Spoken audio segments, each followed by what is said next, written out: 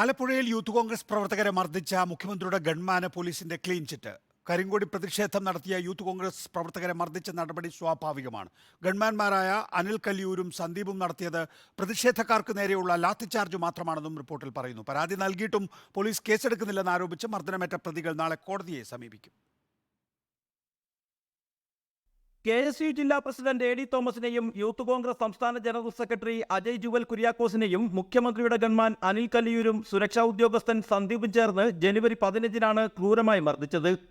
എന്നാൽ പ്രതിഷേധക്കാരെ കസ്റ്റഡിയിലെടുത്തതിന് പിന്നാലെ ലോക്കൽ പോലീസിനെ തട്ടിമാറ്റി മുഖ്യമന്ത്രിയുടെ സുരക്ഷാ ഉദ്യോഗസ്ഥർ നടത്തിയ മർദ്ദനം സ്വാഭാവിക നടപടി എന്ന പേരിൽ ന്യായീകരിക്കുകയാണ് പോലീസ്.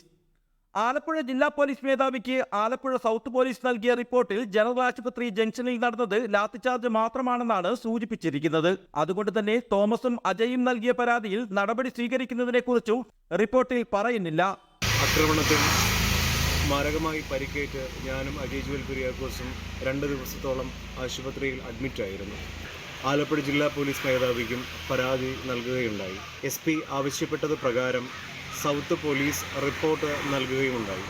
ആ റിപ്പോർട്ടിൽ ഇത് ഒരു സ്വാഭാവികമായ നടപടിയാണ് അംഗരക്ഷകരുടെ ഭാഗത്തുനിന്ന് ഉണ്ടായതെന്ന് റിപ്പോർട്ടാണ് സൗത്ത് പോലീസ് ജില്ലാ പോലീസ് മേധാവിക്ക് കൊടുത്തിരിക്കുന്നത്. പോലീസ് SP കൊടുത്ത റിപ്പോർട്ട് വസ്തുതാവിരുദ്ധമാണ്. ലോക്കൽ പോലീസ് അവരുടെ ഡ്യൂട്ടി ചെയ്ത് ഞങ്ങളെ പറഞ്ഞ് മനസ്സിലാക്കി ഞങ്ങളോട് പറഞ്ഞ് ഞങ്ങൾ റോഡിന് ഓരം ചേർന്ന് റോഡിന്റെ സൈഡ് ചേർന്ന് നിൽക്കുകയായിരുന്നു. ആ സമയത്താണ് ഇവർ വന്ന് മർദ്ദിക്കുന്നത്. ഇതിനെതിരെ ശക്തമായ രീതിയിൽ നിയമ നടപടികളുമായി മുമ്പോട്ട് പോകാനാണ് ഞങ്ങളുടെ തീരുമാനം.